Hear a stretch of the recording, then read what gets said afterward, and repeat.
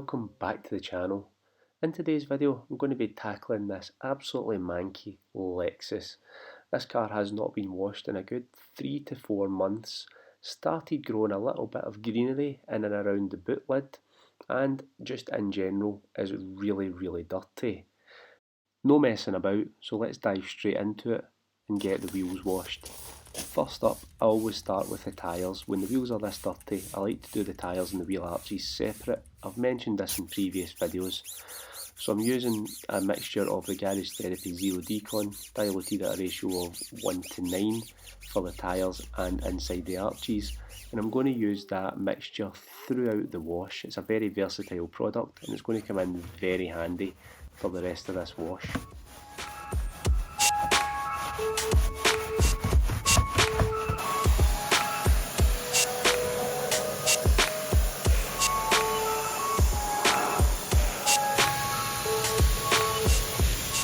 With the tyres and the arches now nice and clean, I'll be starting off with that same mixture again and using that for the faces and in the barrels, allowing it a little bit of time to dwell before hitting it with the Garage Therapy One Wheel shampoo to add a little bit of extra lubrication.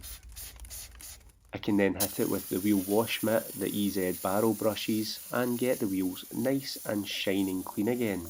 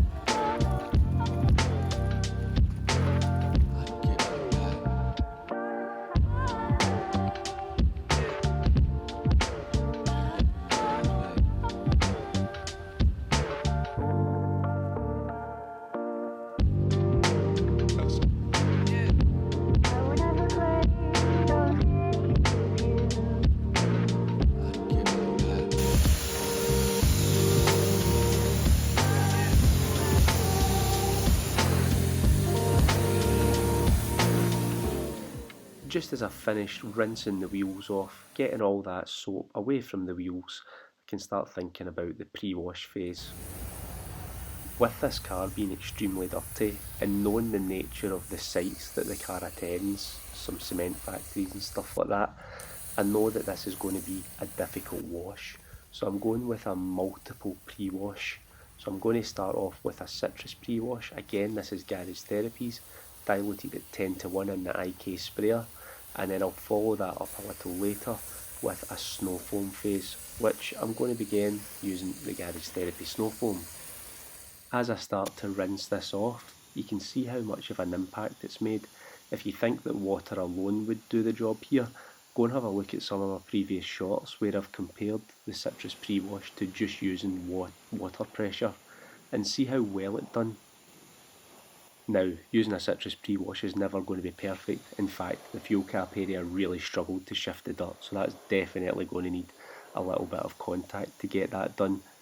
And it looks like it's removing a really good amount of dirt here with the citrus pre-wash, but just wait till a little bit later when we're doing the contact wash and you can see just how much dirt is still left on the panels.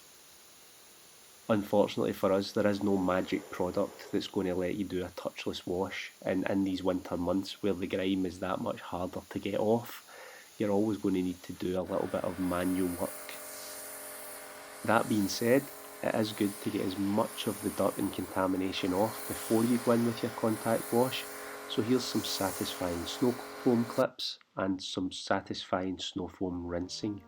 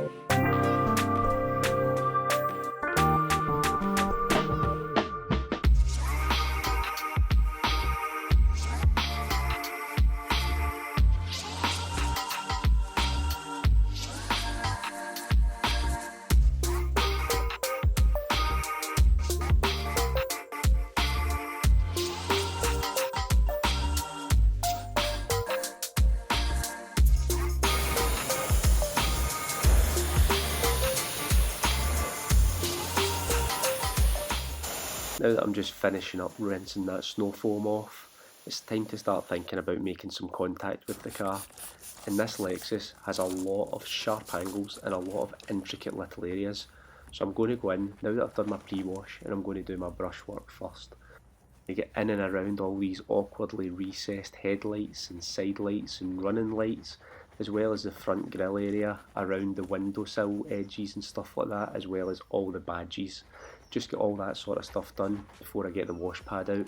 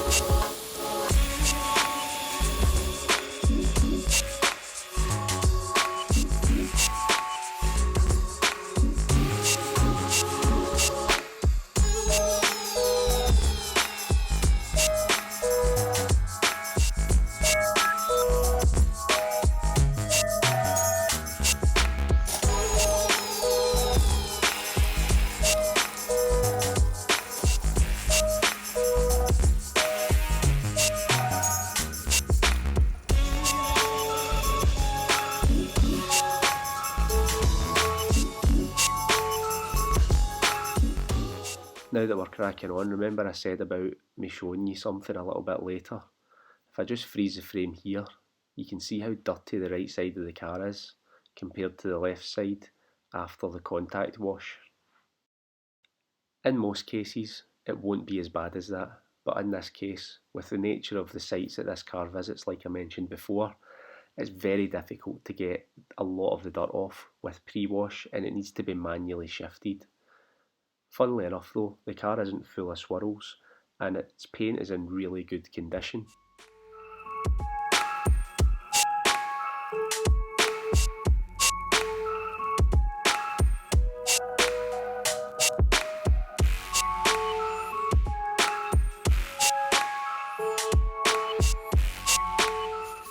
Like I also mentioned before, all the door jambs and the boot shuts and stuff like that on this car, because it's not been washed in quite a while, I've started to get a little bit grimy and a little bit slimy. So I'm just making sure to take care of all these areas. And a quick tip for you, if you are doing these areas and you want to get it rinsed off without getting water everywhere, just switch your pressure washer off. By using just your mains water pressure coming through your nozzle, it keeps the spray nice and controllable and means that you don't get it all in the car if you're not very good at doing that.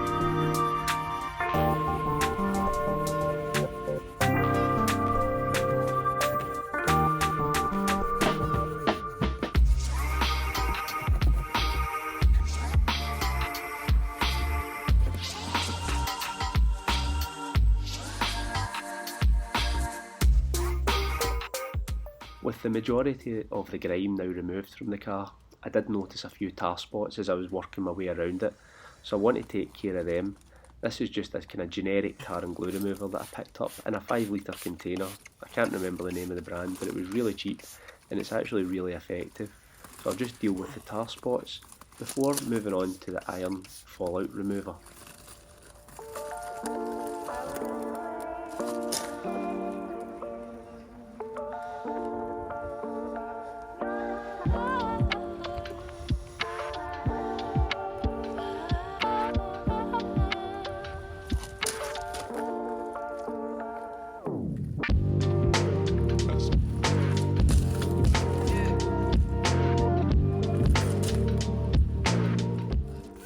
there being so few tar spots on the car, I wasn't really sure what to expect in terms of fallout because there was nothing that I could really massively see with the naked eye, so I didn't think there would be that much, and boy was I wrong.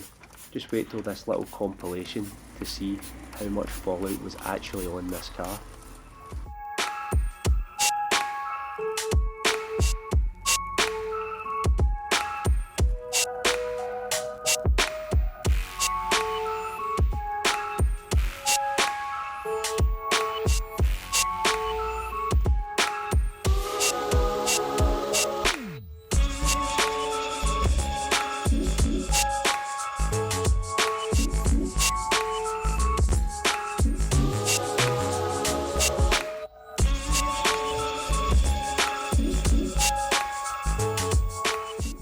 A very surprising amount indeed, considering that you couldn't really see anything with your eyes.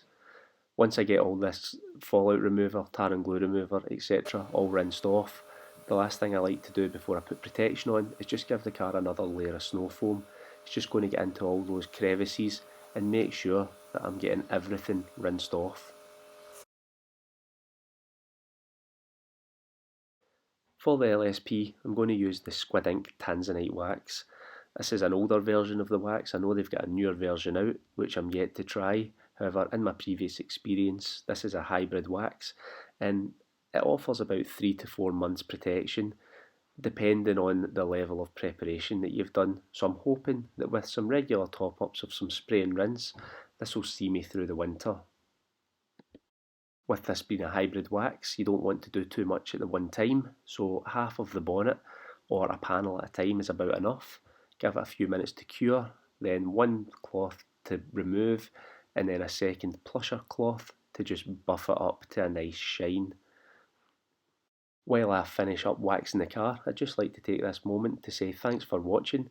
If you've liked it, hit that thumbs up button, hit that subscribe button, and as always, I'll see you on the next one. I know you told your friend you're not okay, and tell me what's wrong and why you never said you felt that way. And guess you're trying to stay strong and fake a smile until I look away. But I've known you too long, it hurts to watch your blue eyes fade to gray as you fade away.